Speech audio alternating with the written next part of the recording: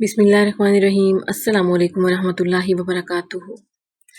वो साकित सी बैठी थी। उसके आसपास क्या हो रहा था, लोग क्या कह रहे थे, उसे कुछ सुनाई नहीं दे रहा था। उसका दिमाग बस एक बात पर अटका हुआ था कि उसकी बारात नहीं आ रही।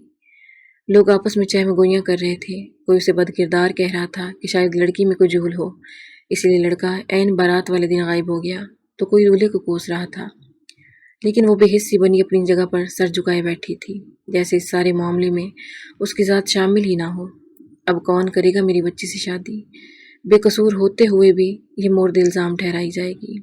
एक औरत ने रोते हुए कहा, मैं करूँगा शादी। एक संजीदा सी आवाज़ पे सब ने सिमत देखा था। बुत बने उसके मुजस्मे में भी जंबिश हुई थी। उसने हौले से नज़रें उठाकर बोलने वाले को देखा था। वो भी उसे ही देख रहा था।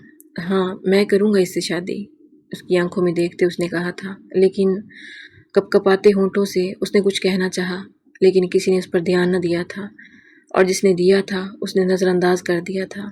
क्यों, तुम्हें नहीं लगता बाकी सब की तरह के बारात न आने में उसी का कसूर है? एक मर्द ने तंजिया हंसते हुए कहा। इस बात का जवाब मैं बोल कर नहीं दे सकता कि मेरे अल्फाज आपको मुतमईन नहीं कर पाएंगे।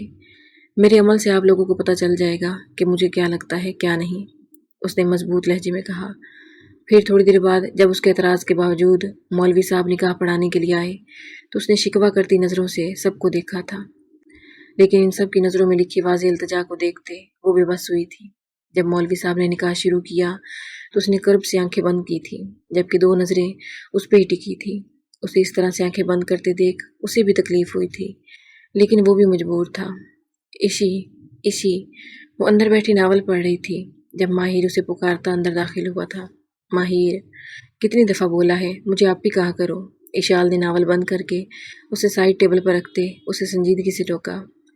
इसे छोड़ो इशी, एक नया पिज़्ज़ा हट खुला है, चलो वहाँ से पिज़्ज़ा खाने चलते हैं। उसकी बात को हवा में उड़ाकर उसने अपनी हाँ की थी। नहीं, मुझे कोई शौक़ नहीं, तुम जाओ, साथ किसी और को ले जाओ, सब फ्री ही हैं, उसने कहते दोबारा नावल उठा लिया था। मिस इशाल, आप मुझे बता दें कि आप में कौन सी बूढ़ी रूह समाई हुई है, या आप कितनी बूढ़ी हो चुकी हैं जो खुद को इतना सोबर दिखाने की कोशिश करती हैं? उसने आंखें सुकेड़ते संजीदगी से उससे पूछा था।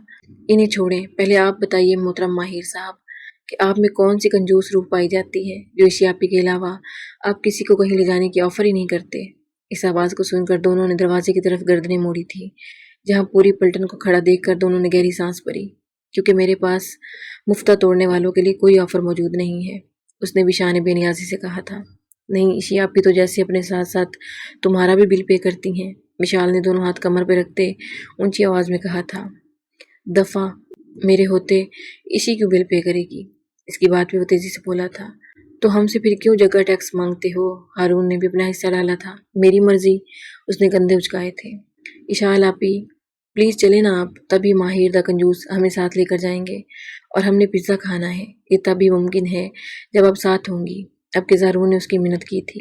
हाँ आपी प्लीज़, माहिर क्यों पीछे रहता, उसने भी अपनी सी कोशिश की थी। ओके ओके ठीक है, मैं भी चलती हूँ। सबको मिन्नतें करता देख उसे अच्छा नहीं लग रहा था, इसलिए मान गई थी। याहू, थैंक यू आपी, सब ने कोर्स में कहा था। अब जाओ, तैयार हो जाओ सब, और हाँ, लाइबा और अलाया को भी कॉल करके तैयार होने को बोल दो, उन्हें भी पिक कर लेंगे। माहिर ने कहा तो सब सारी लाते हुए वहाँ से चले गए। अब तुम भी जाकर तैयार हो जाओ, या तुम्हें बाकायदा इन्विटेशन दूँ? माहिर को हिनोज वहीं बैठे देखकर उसने तंज किया तो वह हड़बड़ाकर उठा और तेज़ी से बाहर निकल गया। वो भी कवर से ड्रेस निकालते वॉशरूम की तरफ बढ़ गई थी। बड़ों से इजाज़त लेकर दो गाड़ियों में ये छोटा सा काफिला रवाना हुआ था। एक गाड़ी में हारून, ज़ारून और माहिर थे, जबकि दूसरी गाड़ी में माहिर, इशाल, मिशाल, लाइबा और अलाया थे। लाइबा और अलाया को उन्होंने उनके घर से पिक किया था, जो कि उनके घर से बस 5 मिनट की दूरी पे था। यह आज किस खुशी में पिज़्ज़ा खिलाया जा रहा है? लाइबा ने बैठते ही पूछा। किसी खुशी में नहीं, ये माहिर भाई इशी आपी को लेकर जा रहे थे, ज़बरदस्ती हम भी आ गए, मिशाल ने दांत निकालते हुए कहा। उसकी बात पे आगे बैठे दोनों ने उसे घूरा था। बच्चों, ये आखिरी बार है, आइंदा देखूंगा मैं कैसे तुम लोग मेरे पैसे पर मौजे करते हो। मुंह पर हाथ फेर कर माहिर ने उसे वार्न किया था।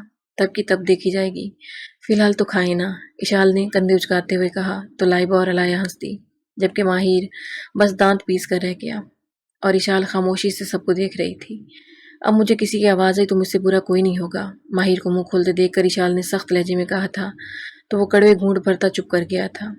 थोड़ी देर बाद उनकी गाड़ी पिज़्ज़ा हट के सामने पार्क की थी। उनके साथ ही हारून लोग भी थे। अंदर जाकर उन्होंने 2 टेबल कंबाइन करवाए थे और साथ ही अपनी अपनी पसंद का ऑर्डर किया था। वाह, क्या मज़े का पिज़्ज़ा है, क्या कहने हैं। वेटर के सर्व करके जाने के बाद पिज़्ज़े की पहली बाइट लेते हारून ने नदीदेपन से कहा था, मकसद सिर्फ माहिर को चिढ़ाना था। कभी कभी ही तो वो हाथ आता था। हारून भाई, कभी आप भी अपनी जेब हल्की कर लिया करें, कब तक मुफ्ता तोड़ते रहेंगे। मिशाल ने भाई पर जोर डालते हुए कहा तो माहिर ने बकायदा उसका कंधा थपथपाकर उसे शाबाश दी थी। चूहिया, तुम तो चुप ही रहो, तुम खुद कौन सा अपने पैसों का खा रही हो, हारून ने उसे घूरते हुए कहा। जबकि अपने लिए चूहिया लफ्ज सुनकर मिशाल तो लाल पीली हो गई थी, जबकि बाकी सब खाने के साथ साथ हंस रहे थे। तुम खुद दोगे चूहे, तुम्हारी होने वाली बीवी होगी चूहिया। मिशाल ने भी हिसाब बराबर किया था। तुम लोग पिज्ज़ा खाने आए या लड़ने? इशाल के संजीदगी से कहने पर सब अपनी अपनी जगह खामोश हुए थे, लेकिन यह खामोशी सिर्फ चंद लम्हों के लिए थी। उसके बाद वो फिर से शुरू हो गए। खाने के बाद जब बिल की बारी आई तो माहिर ने इत्मीनान से चेयर से कमर टिकाते सबको देखा। चलें अब सब अपना अपना बिल निकालो, माहिर ने सुकून से कहते सबको भी सुकून किया था। क्या मतलब? सब चिल्लाए। आसपास टेबल पे बैठे लोगों ने इन नमूनों को घूरा था, जिनकी ऊंची आवाज़ों को वो कब से बर्दाश्त कर रहे थे। वही मतलब है जो तुम लोग समझ रहे हो। उसके इत्मीनान में कोई कमी ना आई थी। हम लोग इसी शर्त पे आए थे कि बिल तू पे करेगा, हारून ने उसे घूरते हुए कहा था। मुझे तो ऐसी कोई शर्त याद नहीं, माहिर ने माथे को खुजाते पुरसोच आवाज में कहा तो सब ने सदमे से उसे देखा। इशियापी, इसे गिरगिट की तरह रंग बदलते देखकर सब ने इशाल के नाम की दुहाई दी थी। कोई बात नहीं, मैं देती हूँ सबका बिल, इशाल ने कहते नीचे चेयर के साथ पड़ा अपना हैंडबैग उठाया था। अरे अरे, आप क्यों करोगी बिल पे? माहिर ने जल्दी से बोला। तुम नहीं कर रहे तो मैं कर देती हूँ, इशाल ने सादगी से कहा। नहीं, आप रहने दो, मैं खुद ही पे करता हूँ, माहिर ने उसे मना करते कहा और जेब से वॉलेट निकालते सबको घूरा था, जो उसे ही देखते दांत निकाल रहे थे। माहिर के देखने पे हारून ने एक आंख दबाई, जबकि माहिर बस दांत पीस कर रह गया था। सबको पता था इशाल के सामने वो किसी को कुछ नहीं कहेगा, इसलिए सब फैल रहे थे। फिर बिल पे करते एक दूसरे की टांग खींचते वो वापस घर की तरफ चल दिए।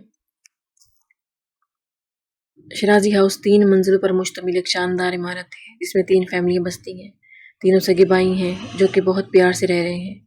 इनकी गारमेंट शॉप थी, जो कि तीनों भाइयों की मेहनत से आज एक मॉल की शक्ल में तब्दील हो चुकी थी।